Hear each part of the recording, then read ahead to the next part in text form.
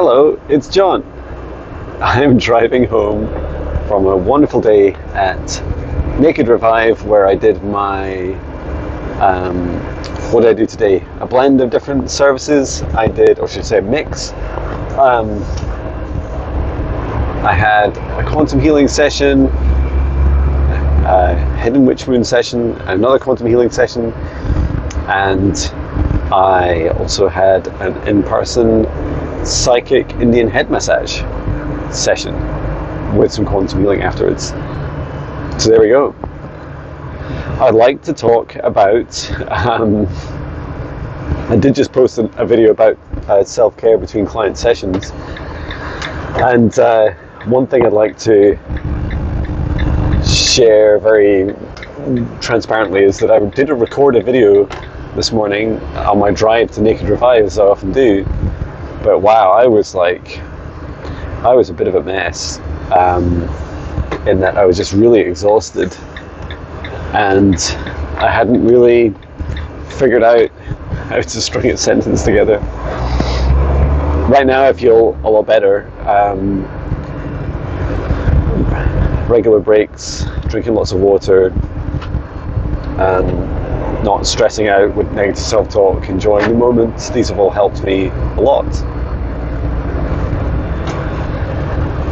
And I wanted to, so in the first video this morning, which I'm not sharing because it's not very coherent, sharing some experiences about recent experiences, including live streams, and some of you that have messaged me, like emailed me after live streams on YouTube.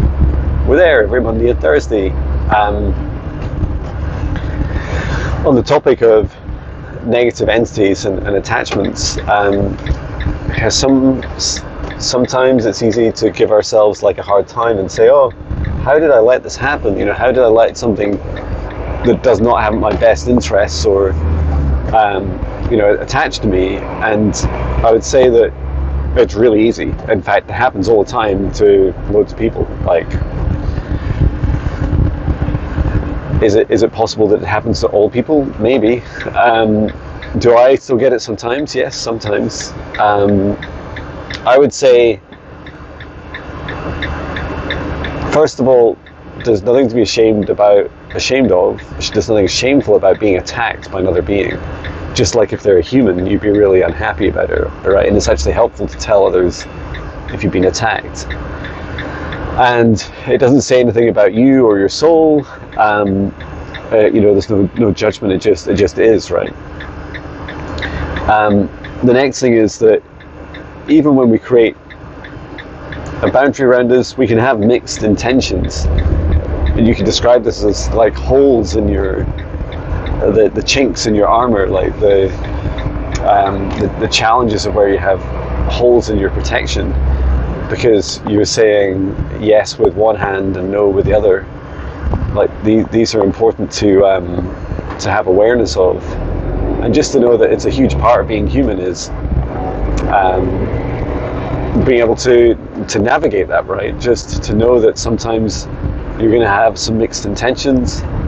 You're going to need to be conscious of those, be conscious of all the things you intend to do, and then go on and do. And bringing awareness, bringing your attention to it, there's many things this really, really helps you. And also the size of the entities are really fascinating. For some reason, certainly in Western culture, it seems that we often think bigger is more powerful, bigger is better at the thing that you're trying to achieve. So if it's a big, large negative entity, that's somehow more powerful than the small ones. I do not, in my experience, believe that is true. That I feel that even the small ones can pack a mighty punch. And if you watch dogs, for example, loads of big dogs are scared of Patch, who's just a little pap, he's like kind of Westy Jack Russell size, and they're scared of him because they know that a small dog biting a large dog in the right place, often they'll go for the throat, for example, it doesn't matter how big and powerful that big dog is, right? If it doesn't defend itself, or if it's too slow to respond, then yeah, you can end up in a pretty nasty situation, and then it's. And so I think that's one example of size really doesn't matter. It is really important to share these things, to share when you feel like your energy feels a bit off, when you feel a bit down and you can't really figure out why. Other people might even be telling you that you're depressed, and depression I feel is real. And at an energetic level, I also see that when I was depressed, I attracted in these negative entities. But then, we attract different entities when we're in a higher vibration. So just, I'm not lending any judgment to that. And if you watch my videos, you also get appreciation that I feel no judgment is really important. It's so powerful. No judgment allows us to observe, to see, to experience, to feel, without having to. Often I feel judgment's a bit like a solution, right? It's like, oh, you have this, oh, you have that. Whereas what I love, for example, is when my clients tell me, I do this especially in the in-person sessions, if they tell me that they have a specific condition, like maybe it's a heart condition and it has like a fancy name, or not, it might be, heart murmur, something with a simpler name. I would just ask, can you describe how that affects you? Can you describe how it's affecting you right now? And the reason I do is because the label, the judgment, isn't as helpful as the human experience. And so I think that's a really cool thing to reflect on. There is something weird happening in the sky. Oh, it's I thought this here, just on the right hand side there, was something in the sky that I couldn't see with my eyes. And it's true, I can't see it with my eyes, but it's a water droplet. There we go. So yeah, if you're interested in clearing your energy, visit johnbinnie.com, go to the now dedicated meditations page. You can start with the 14-day Spirit Guide Meditations challenge. One of them is to talk to your spirit guides, the other is to clear negative energies and entities, create strong boundaries. And you can also try the practitioner meditations. They're 5 days. They're also really powerful. You can use them for protection and negative entity clearing, and also if you're a practitioner. So if you've got hands-on work with people and you need to create space between you to protect yourself, then these are fantastic to do so. And yeah, I also spoke in the video that I'm not sharing because it's just garbled, but I spoke quite a lot about the negative entity removal service that I offer. I feel it's important to offer a spectrum of services so that I never feel scared of going into a specific area. Because right now, if someone booked a session with me and they required an exorcism, but they booked, let's say, a hidden witch wound session, I would say, no, that's the wrong session, and the reasons are, and I would say, for example, it takes me hours to prepare for such a session. It also can take me 3 days to recover, sometimes longer. And I was sharing that, when someone asked me to do battle with their demon, I step into the firing line, right? And it doesn't matter how good you are or divinely protected you are, you're going to need to do it cautiously and respectfully, and accept the risk to yourself, accept that you may be harmed, your soul may be harmed. On a lighter note, I have made a bit of progress simplifying my website, and I'm thinking about renaming the highest self membership group because, not unsurprisingly, the higher self foundational training is far too close in name. I've always known this. Why I came up with those names that are so close together, I feel was maybe just a bit hasty. Now I realise it doesn't really matter what you call it, as long as it's not the same as something else. That's not true. It doesn't matter what you call it, but you know, in comparison to having similar names. So I think what I'm going to do is ask the membership group. Is it 37 members currently? I'm going to ask you all for your suggestions on a name. And I can ask my guides, etc. But I did ask them, and they just suggested members or membership, which, you know, isn't ridiculous. It's simple. But I want people to know what the membership's for. And that was the point about the highest self. Like, it help you achieve your highest self. Anyway, I think that's one thing to do. And what else is in good news? There was some things I was going to share. Oh, I can't remember. Can't have been important. But yeah, I spoke about self-care a bit, and then and I was also going to talk about being psychic. So I have done a video of me driving and talking about what it's like being psychic. In fact, I was driving down this exact area of the road, down the A1, talking about it. I haven't done all these things that I'm about to say, or certainly all of them since I've become more psychic again in my life, or maybe just I can describe as being a professional psychic.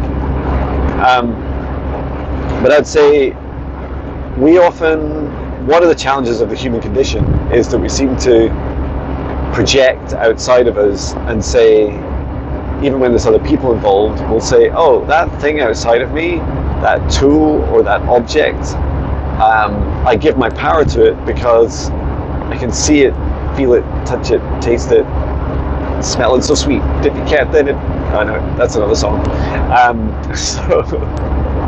So examples, tarot cards, tea leaves, coffee, dowsing rods, pendulums, I guess crystals, and there's a whole load of machines. There's a long list of things, right? And for the things that I've tried, so I've never really tried tarot cards, interestingly. I would know if you sat me down in front of it, I would know how to do it, and I know some of the cards and their meanings without reading them. So I do watch a lot of tarot, fascinatingly, but never really practiced it. And it's fascinating because there's something about tarot that's so enticing when there's like these defined messages on the cards. The card is randomly selected. Oh yeah, that's the other example. Sometimes people use random playlists or radio to get messages. And then there's also like a whole load of ghost hunting equipment, right? Like spirit box and all these things. Anywho, I would describe my experiences of using a pendulum, for example, is that if you create safe space, you're safe. If you ask your spirit guides explicitly, that's also massively helpful. If you set a clear intention for the question, like a yes or no, that's really helpful. And then also saying thank you very much afterwards, also very helpful. I guess a lot of what we're wanting to know as humans is how ethically clear and safe are the messages coming through. And so, like anything I do, creating a safe space is really powerful. The other experience I've had, and yeah, I've done things like I've asked my spirit guide something psychically, and then I've got an answer, and then I ask them to answer the same question using a pendulum. I mean, I would say for the person that's doing it, and this is only the person that's holding the pendulum, like the string of it or the chain of it, and the same for dowsing rods, is that if you can, if you're the one holding it, you feel it. You feel it move. Like there's an energy that is moving this object without you moving. So your body's saying to you, "Hey John, I'm not moving the pendulum," and yet you're watching it move. And so that's your experience. I think that's less obvious from the person that's watching, because they can't ask your body very easily. I would suggest that you always practice safe psychic work.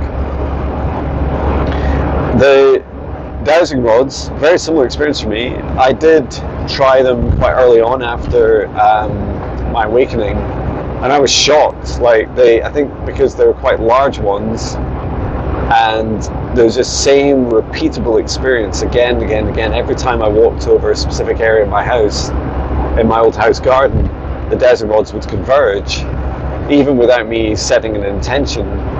And what it felt like was there was an underground stream, and it was like a ley line as well. There was water, but also a ley line. So that was fascinating. Again, you can practice dowsing safely, and you can just, make sure you're asking your spirit guides for a question, and they're the safest ones to start with, right? You can, by all means, go and talk to whichever entity you want in the universe. That's up to you. But start with your spirit guides. Make sure you know their energy. And one of the things that scares me the most is when people don't practice safe psychic work, and they have no idea if they're talking to a spirit guide or not. The devil himself. So getting to know your spirit guide's energy is really helpful. And then there's this other thing. I would describe when someone does a quantum hypnosis session on me, and they're asking me to describe, where are you, what can you see, and who are you with, and all these things. For me, I just feel quite relaxed and a bit like I'm just doing my day job of doing psychic work. That's the only way I can really describe it. And isn't that fascinating? Because I think it also helps promote this idea that we are all psychic, because we can all have a quantum psychic healing session, right? Quantum psychic. Yes, you can all have one of my sessions, but the quantum hypnosis, it's QHT, is it? Or QHTT? Oh, I can't remember the name of it now. But anyway, it has a specific kind of formula at the start where the practitioner tells you a very specific script to help you go into hypnosis, and then they take you through the session and whatever your intention is. And one of my last ones was quite some time ago now, over a year and a half, and it was stepping into my future self, and that was just really fascinating. And I described the sensation of me as I listened to myself talk, as I channeled and experienced what was going on. And this was just like me in a client session. And in fact, if anything, it felt a little bit like work. I'm like, hang on.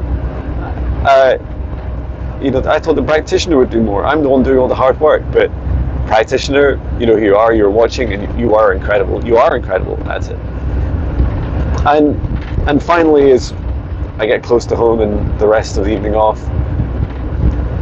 isn't it fascinating that so much of the work we do is just about creating a safe space, boundary, having clear intention, asking for assistance from your guides, beings that serve your highest good, clearing out what no longer serves you. These are all steps that help you on your journey.